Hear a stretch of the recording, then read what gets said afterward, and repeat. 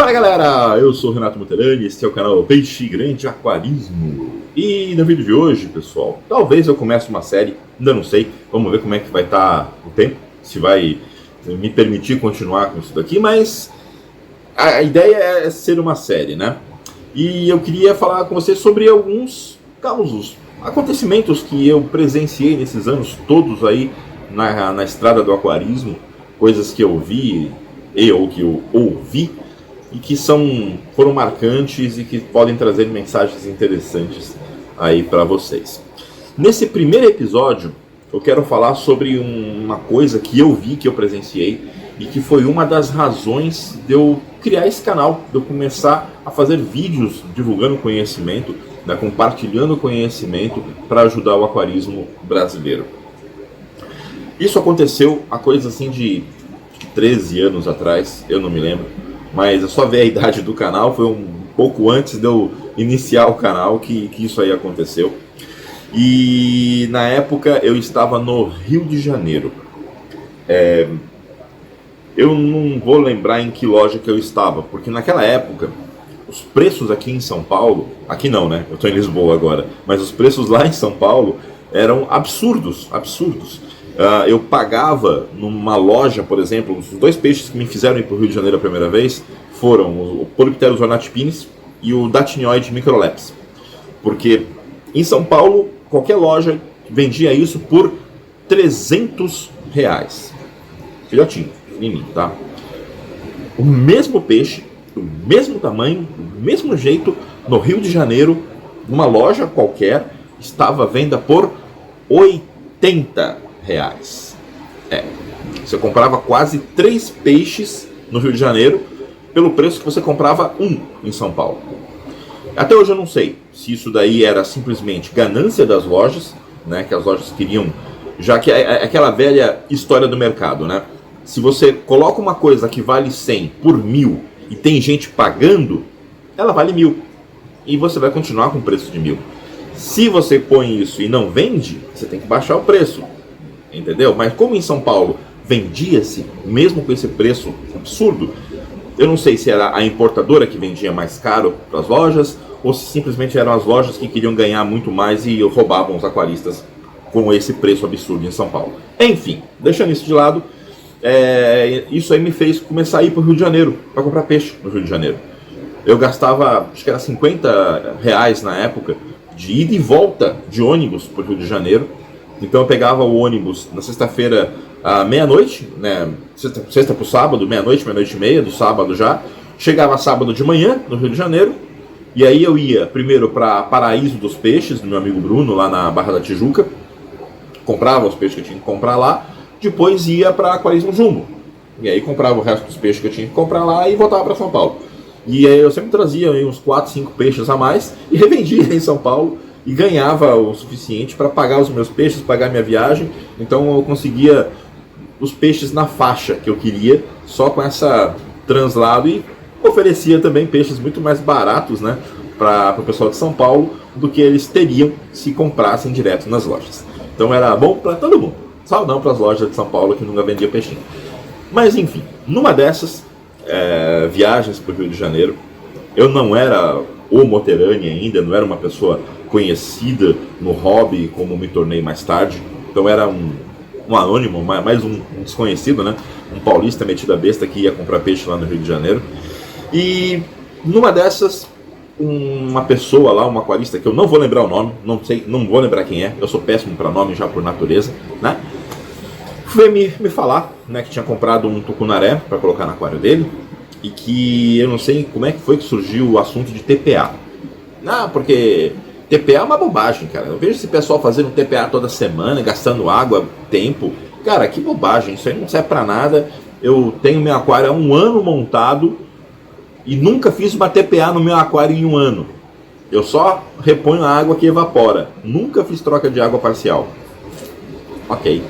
E meus peixes estão grandes, estão lindos, tem tucunaré grande, aruanã grande, não sei o que. Tô levando mais esse tucunaré aqui, tô levando mais não sei o que lá, vou botar e tá tudo bem. Ok.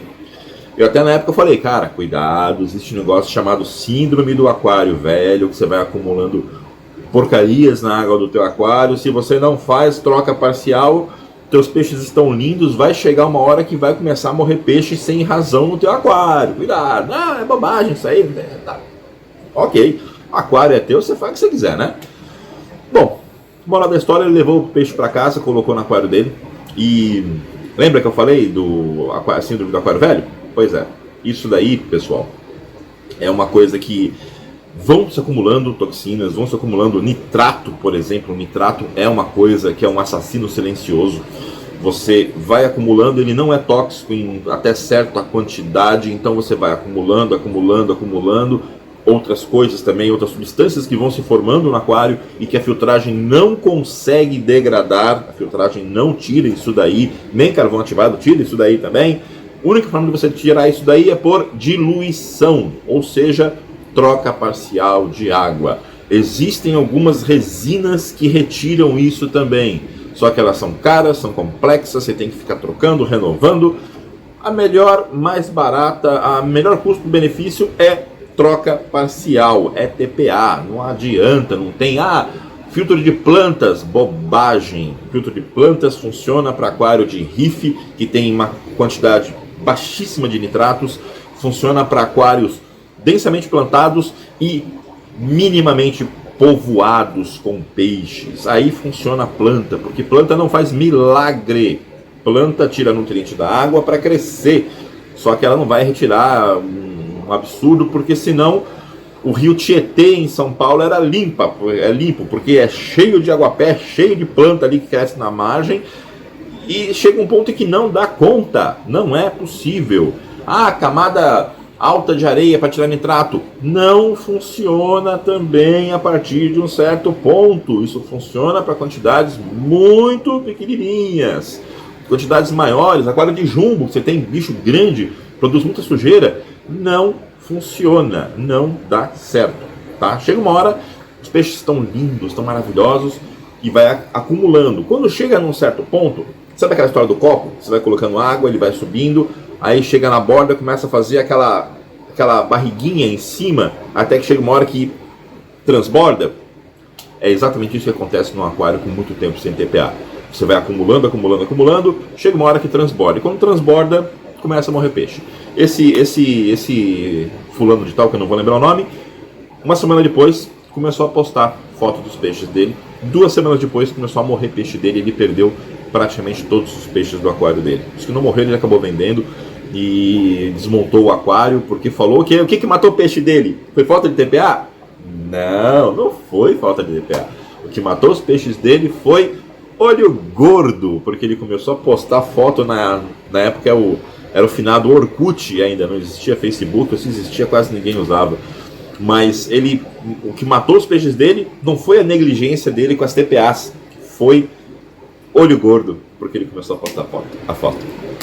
Pois é, isso aí eu ouvi muito, que olho gordo mata peixe. Não, olho gordo não mata peixe. O que mata peixe são os erros do aquarista, são as negligências do aquarista. No caso dele, foi a falta de TPA. Por isso que eu sempre frisava nas minhas lives, sempre falei nos meus vídeos, façam TPAs semanais, faça chuva, faça sol. Se tiver, por exemplo, uma frente fria, está muito frio aquele dia, ok, façam a TPA em outro dia, mas não passem mais de 2 semanas sem TPAs. E isso principalmente para aquário de jumbo. Se você tem um aquário com pouco peixe, com plantas, você consegue lidar melhor aí com TPAs e com a falta das TPAs. No aquário de jumbo tem que ser feito TPA semanal, não tem como inventar. Vou juntar aqui nesse episódio, pessoal, uma outra coisa que foi o segundo fator que me fez criar esse canal aqui, que foi uma discussão eu não lembro se foi no Orkut ou se foi em um churrasco com o pessoal do aquarismo, né? E era a galera da época chamada de experiente. Eram os caras que ditavam regras no aquarismo naquela época. Alguns deles ainda estão por aí, mas muitos já abandonaram o hobby, inclusive. E a conversa foi sobre pH. O que disseram foi que pH não mata peixe, que nem se deveria vender teste de pH. Ninguém fazia teste de pH lá, porque pH é parâmetro merda. pH não mata peixe. Não precisa se preocupar com pH, tá tudo certo. Sabe quando você escuta aquilo assim que te arrepia até os cabelos que você não tem? Eu falei, cara, não é possível. O pessoal que é tido como experiente, o pessoal que está respondendo as dúvidas dos outros por aí, falar uma asneira dessa, que pH não é importante, que pH não mata peixe. Misericórdia, gente. Sabe? Dono de loja falava isso daí também, que pH não mata peixe, não tem que se preocupar. Eu falei, não é possível. Tanto que o primeiro artigo que eu escrevi no Aquarismo foi exatamente sobre pH. Quando eu ouvi isso aí, eu falei, não dá realmente. Aí eu criei o canal, comecei a fazer algumas coisas no canal. No início eu não tinha nem câmera, né? Celulares com câmera naquela época não eram tão comuns assim. As câmeras eram uma porcaria dos celulares, né? E eu não tinha um celular com câmera. Então comecei a gravar com câmeras emprestadas de amigos. E comecei a escrever, porque para escrever eu não precisava de muita coisa além de um computador. Então comecei realmente a escrever artigos sobre aquarismo. E isso foi o pontapé inicial, e aí que eu comecei a realmente ser conhecido pela divulgação de conhecimento com embasamento. E aí foi o início de tudo e chegou onde chegou. E é isso aí, pessoal. Espero que tenham gostado desse caos. Em breve, mais vídeos falando aí sobre acontecimentos interessantes do aquarismo brasileiro e do mundo também. Por hoje é só. Valeu e fui!